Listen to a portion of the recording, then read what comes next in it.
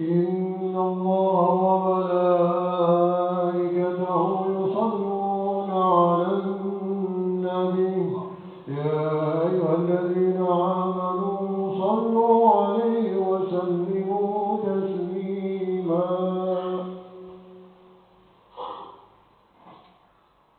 السلام عليكم ورحمة الله وبركاته. الله أكبر الله أكبر الله أكبر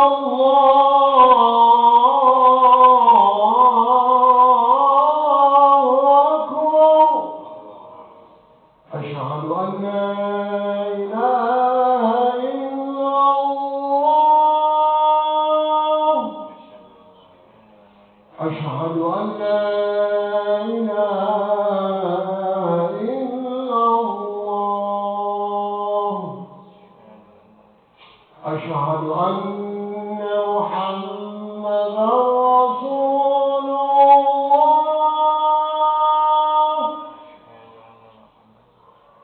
أشهد أن محمدا رسول الله.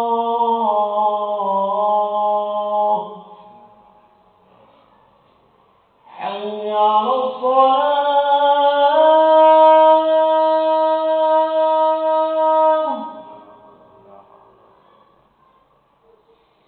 حي على الصلاة.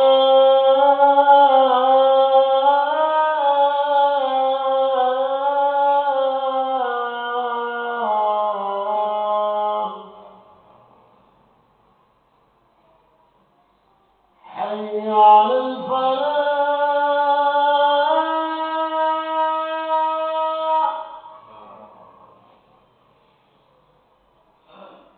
حي على الفلاح.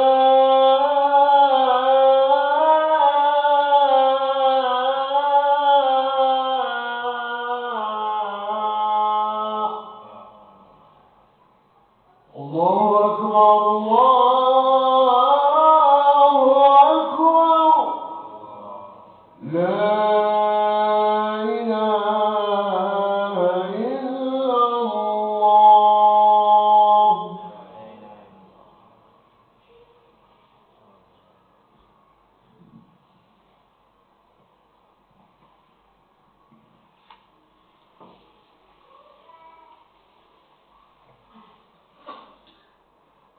الحمد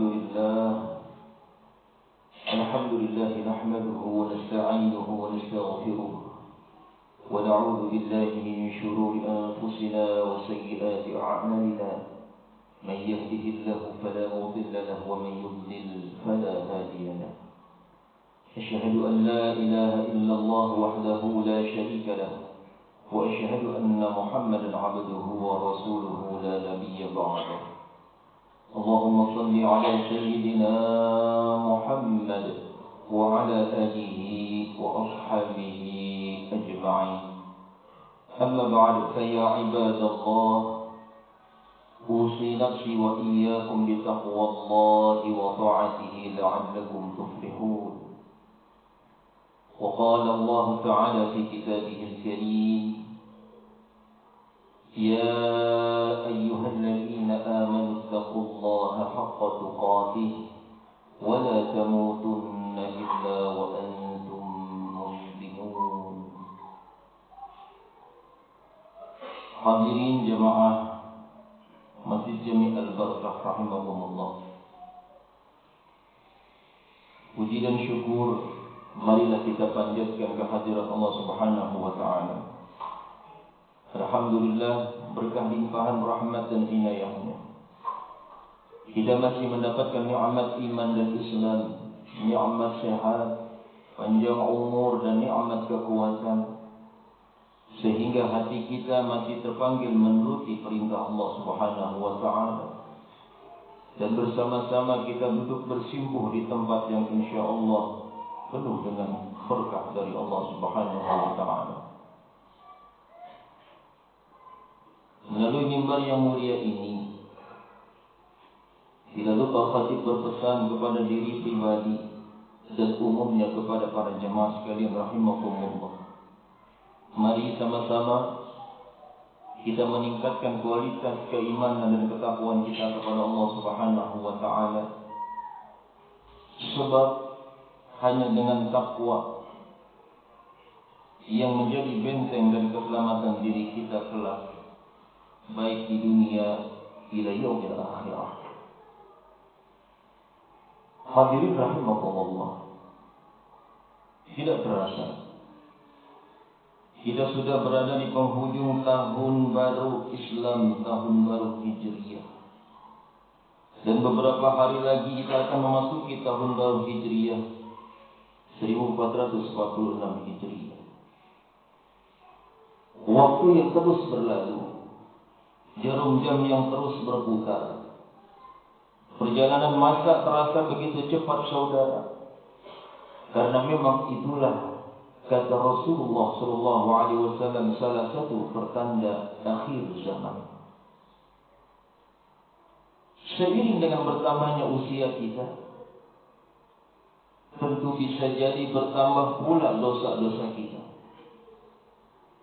Tapi seringkali saudara kita abaikan bahwa kesempatan kita diberikan kesempatan hidup di alam dunia ini terus berkurang.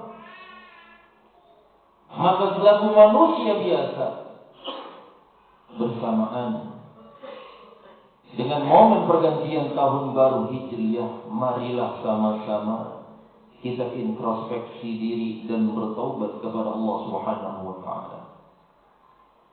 Taubat tentunya harus didasari bahwa kita tak punya jaminan terlepas dari jeratan dosa saudara.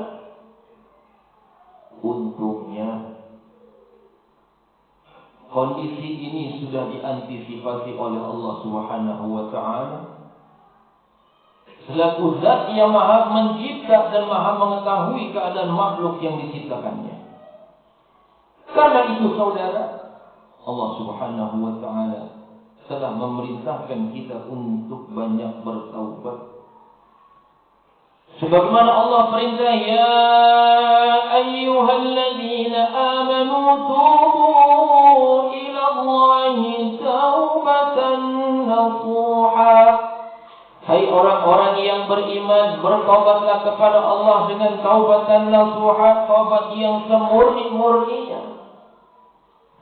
Melalui ayat ini saudara, meski tidak secara eksplisit, Allah juga hendak berpesan kepada para hamba-Nya bahwa Allah membukakan pintu ampunan kepada mereka. Sebab tidak mungkin rasanya jika Allah memerintahkan hamba-Nya bertaubat sementara Dia menutup pintu ampunan. Namun ampunan itu tidak serta-merta diberikan kepada kita selaku hamba sampai kita berusaha keras mendapatkannya. Ya, salah satu di antaranya dengan bertobat dan nasuha tadi. Bahkan dilanjutkan, asa rabbukum an yukaffira ankum sayyi'atikum wa yudkhilakum jannatin tajri min tahtiha al-anhar. Mudah-mudahan Rabbmu menutupi kesalahan-kesalahanmu dan memasukkanmu ke dalam surga yang mengalir sungai-sungai di bawahnya. Kaum muslimin rahimakumullah, Allah menggunakan kata asa yang bisa berarti mudah-mudahan. Penggunaan kata mudah-mudahan mengindikasikan kepada kita bahwa Allah tidak memastikan ampunan kepada hamba-Nya yang bertobat. Ketidakpastian ini dimaknai oleh para ulama bukan berarti kita sia-sia ketika bertobat saudara. Melainkan ketidakpastian tersebut harus dipahami agar kita ini semua ketika sudah mulai bertaubat di dalamnya bersungguh-sungguh menjalankan taubat dan meyakinkan Allah bahwa kita benar-benar hamba yang layak mendapatkan ampunannya. Begitulah Allah menawarkan ampunan yang menjadi hak prerogatifnya Tetapi keberhasilannya saudara ditentukan oleh kehendaknya dan seberapa besar kesungguhan hambanya dalam bertaubat. Adapun yang dimaksud dengan taubatan nasuha adalah taubat yang dijalankan dengan semaksimal mungkin. Artinya tidak setengah-setengah saudara, atau tidak sekedar main-main. Artinya hari ini kita taubat, besok dosa lagi, besoknya bertaubat, besok dosa lagi, dan seterusnya. Lebih jauh saudara, para ulama merinci sejumlah syarat daripada taubatan nasuha. Yang pertama adalah niat kita bertobat harus tulus dan ikhlas. Bukan karena ingin dipuji seseorang atau hanya karena ingin terlihat soleh dan religius. Karenanya tobat ini harus dibangun atas niat yang lurus saudara, benar-benar mengharap ridha dan ampunannya. Yang kedua, para ulama menyebutkan syarat disebut taubatan nasuha itu menyesali perbuatan dosa yang telah dilakukan. Disinilah sulitnya bertobat kepada Allah. Sebab hati kita seringkali sulit diajak menyesali perbuatan salah yang telah dilakukan. Bagaimana kita akan bertobat bersungguh-sungguh jika hati kita tak menyesal atau tidak mengakui kesalahan? Yang ketiga,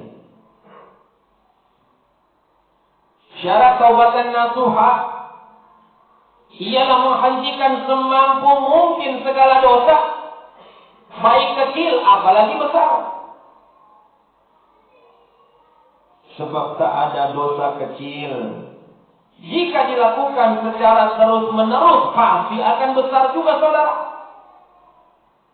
Dan tidak ada dosa besar jika terus diiringi dengan taubat kepada Allah Subhanahu wa taala, banyak membaca istighfar. Yang dimaksud berhenti adalah tidak hanya berhenti dari dosa yang ditaubati saudara, tapi berusaha terus berhenti dari segala macam model dosa perbuatan maksiat. Jika kita ingin betul-betul mencapai derajat nasuha, selama ini barangkali masih ada yang memahami bahwa taubat adalah menghentikan dosa tertentu, tetapi masih merasa suka mengerjakan dosa yang lain. Maka dalam konsep taubatan nasuha, semua dosa semampu mungkin kita berusaha kita tinggalkan. Tetap kita mohon pertolongan Allah Subhanahu wa taala. Berikutnya saudara, jika kita ingin meraih taubatan nasuha, kita harus bertekad untuk tidak mengulangi dosa yang sama di masa yang akan datang. Begitu juga dosa-dosa yang lain. Kalaupun mungkin iman kita yazid kadang menambah, yanqus kadang berkurang, maka tetaplah memohon pertolongan Allah Subhanahu wa taala. Para ulama menegaskan, selain bertekad tidak mengulangi saudara, kita berusaha mengganti atau menebus kesalahan yang telah lalu. Contoh, jika kita pernah meninggalkan kewajiban, maka gantilah saudara.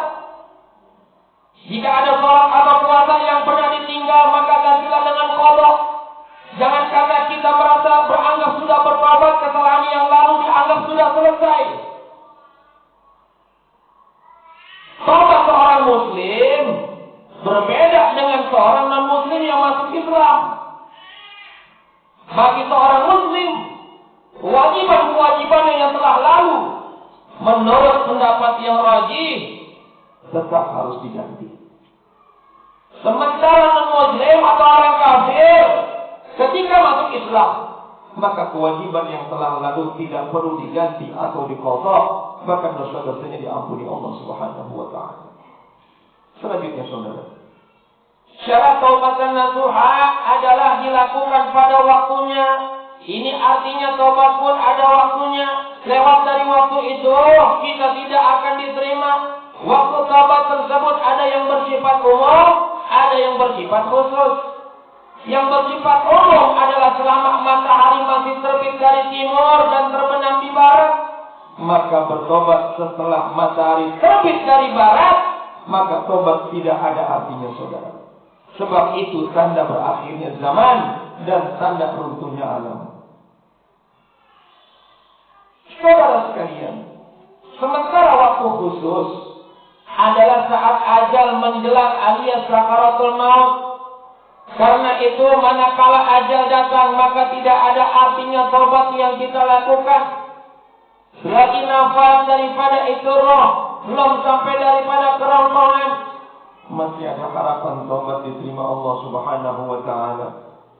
Tapi kalau udah roh berada di kerongkongan, maka dikhawatirkan tobat tidak diterima Allah Subhanahu wa ta'ala.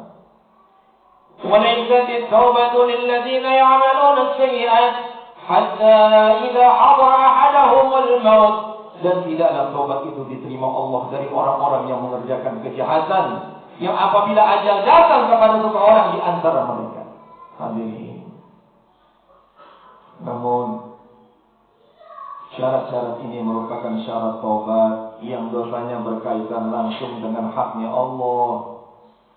Sementara jika dosanya menyangkut hak sesama manusia, saudara, maka kita harus terlebih dahulu memohon maaf kepada yang bersangkutan atau kepada orang yang pernah kita zalimi sebelum memohon ampunan kepada Allah Subhanahu wa ta'ala. Jika ada pernah mungkin barang yang dirampas, balikin. Jika yang bersangkutan sudah tiada dan sulit ditemui, maka perbanyaklah memohon ampunan untuk dirinya.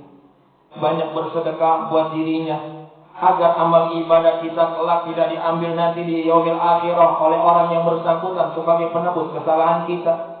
Itulah perintah Allah Subhanahu wa ta'ala kepada kita semua untuk bertobat, dan jangan pernah kita abaikan.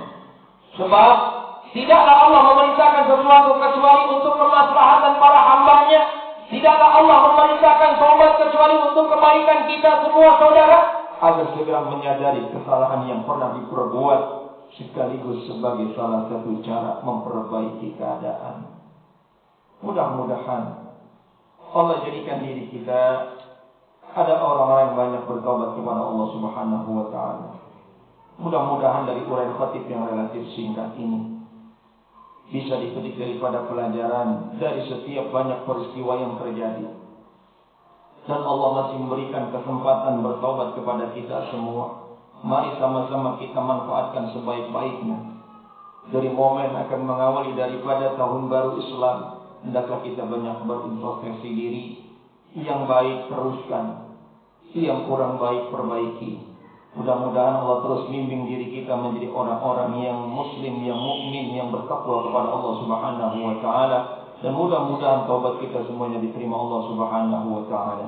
Barakallahu li wa lakum fil Qur'anil azim wa nafa'ani wa iyyakum bima fihi min al-ayati wa dhikril hakim. Aqulu qawli hadha wa astaghfirullah al-azim li wa lakum wa lisa'iril muslimina wal muslimat wal mu'minina wal mu'minat fastaghfiruhu innahu huwal ghafurur rahim.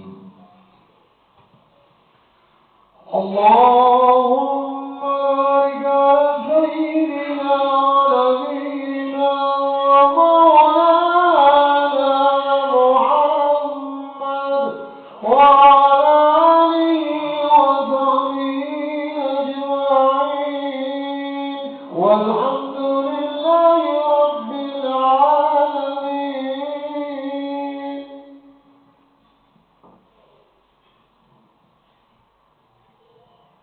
الحمد لله الذي أمرنا بالاتحاد والاعتصام بحبل الله المتين. أشهد أن لا إله إلا الله وحده لا شريك له، وأشهد أن محمدا عبده ورسوله لا نبي بعده. اللهم صل وسلم وبارك على سيدنا محمد وعلى آله وأصحابه أجمعين. أما بعد، فيا عباد الله، أوصي نفسي وإياكم بتقوى الله حق تقاته ولا تموتن إلا وأنتم مسلمون. واعلموا أن الله تعالى صلى على نبيه قديما فقال تعالى إن الله وملائكته يصلون على النبي يا أيها الذين آمنوا صلوا عليه وسلموا تسليما. اللهم صل وسلم وبارك على سيدنا محمد وارض اللهم عن الخلفاء الراشدين ساداتنا أبي بكر وعمر وعثمان وعلي وعن بقية الصحابة رسول الله أجمعين وعن التابعين وتابع التابعين لهم بإحسان إلى يوم الدين وعلينا معهم برحمتك يا أرحم الراحمين. اللهم اغفر للمؤمنين والمؤمنات والمسلمين والمسلمات الأحياء منهم والأموات إنك سميع قريب مجيب الدعوات يا قاضي الحاجات. اللهم أعز الإسلام والمسلمين. ربنا تقبل منا إنك أنت السميع العليم وتب علينا إنك أنت التواب الرحيم. ربنا آتنا في الدنيا حسنة وفي الآخرة حسنة وقنا عذاب النار.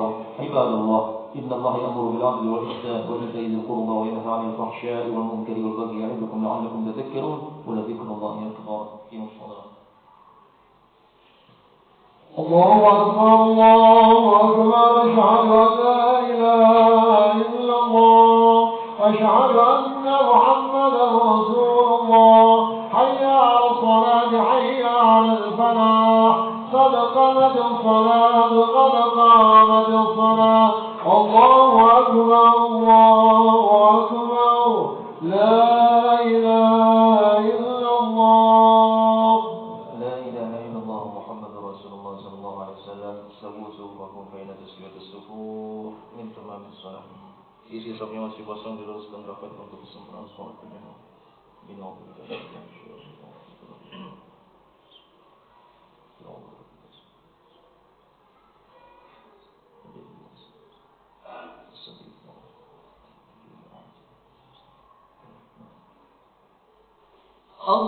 Allahu Akbar.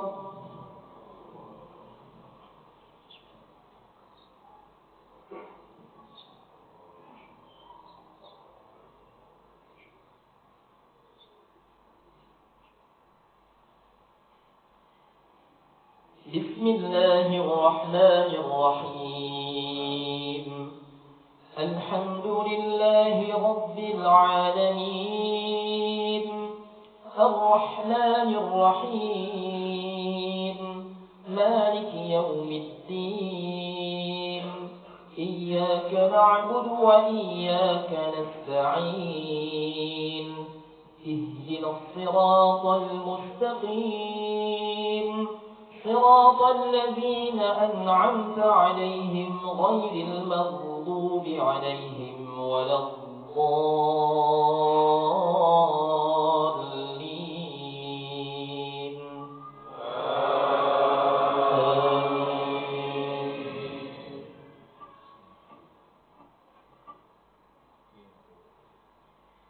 إن الذين آمنوا وعملوا الصالحات كانت لهم جنات الفردوس نزلا خالدين فيها لا يبغون عنها حولا.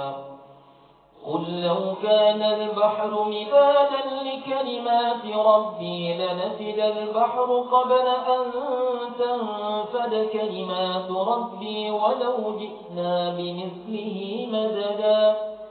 قل إنما أنا بشر مثلكم يوحى إلي أنما إلهكم إله واحد فمن كان يرجو لقاء ربه فليعمل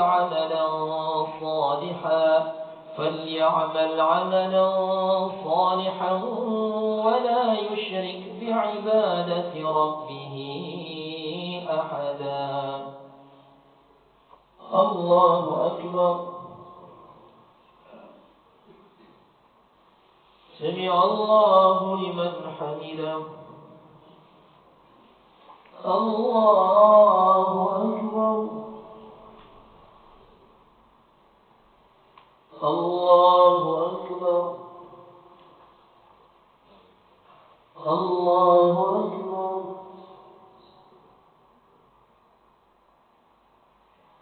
الله أكبر. بسم الله الرحمن الرحيم. الحمد لله رب العالمين الرحمن الرحيم مالك يوم الدين إياك نعبد وإياك نستعين اهدنا الصراط المستقيم صراط الذين أنعمت عليهم غير المغضوب عليهم ولا الضالين.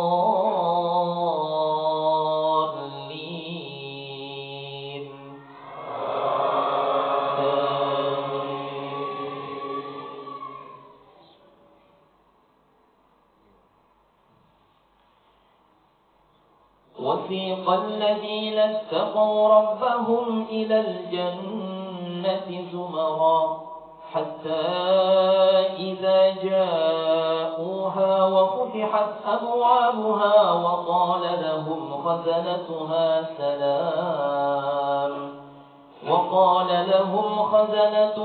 سلام عليكم طبتم فادخلوها خالدين وقالوا الحمد لله الذي صدقنا وعده وأورثنا الأرض نتبوأ من الجنة حيث نشاء فنعم أجر العاملين.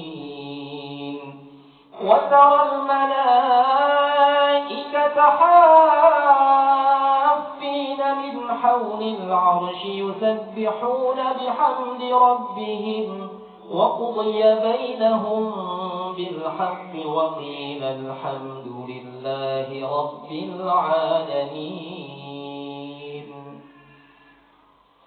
الله أكبر. سمع الله لمن حمده. الله أكبر. الله أكبر. الله أكبر. الله أكبر.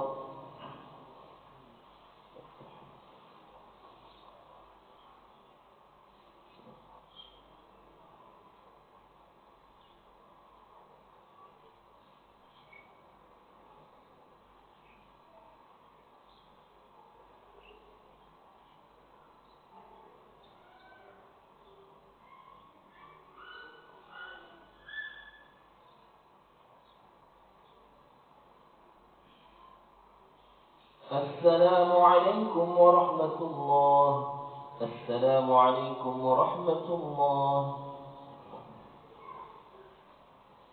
أستغفر الله العظيم. أستغفر الله العظيم. أستغفر الله العظيم الذي لا إله إلا هو الحي القيوم وأتوب إليه من جميع المعاصي والذنوب ولا حول ولا قوة إلا بالله العلي العظيم. لا إله إلا الله وحده لا شريك له له الملك وله الحمد يحيي ويميت وهو على كل شيء قدير. لا إله إلا الله وحده لا شريك له له الملك وله الحمد يحيي ويميت وهو على كل شيء قدير. لا إله إلا الله وحده لا شريك له له الملك وله الحمد يحيي ويميت وهو على كل شيء قدير. اللهم أنت السلام ومنك السلام وإليك يعود السلام. فحينا ربنا بالسلام وأدخلنا الجنة دار السلام. تبارك ربنا وتعاليت يا ذا الجلال والإكرام. الفاتحة.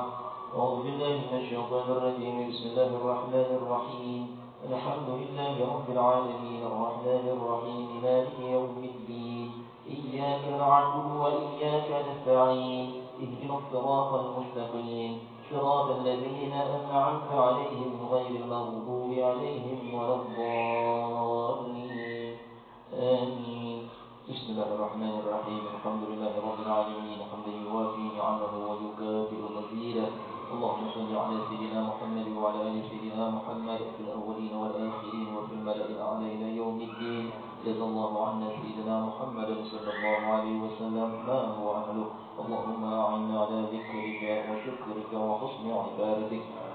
اللهم اغفر لنا ذنوبنا ولوالدينا وارحمنا وارحمهما كما ربيانا صغارا، ولجميع المؤمنين والمؤمنات والمسلمين والمسلمات الأحياء منهم والأموات. اللهم يا غني يا حميد يا مبدئ يا معيد يا رحيم يا ودود أغننا بحلالك عن حرامك وبطاعتك عن معصيتك وبفضلك عن من سواك. اللهم ربنا تقبل منا صلاتنا، اللهم ربنا تقبل منا جمعاتنا، وتقبل منا إنك أنت السميع العليم، وتب علينا إنك أنت التواب الرحيم.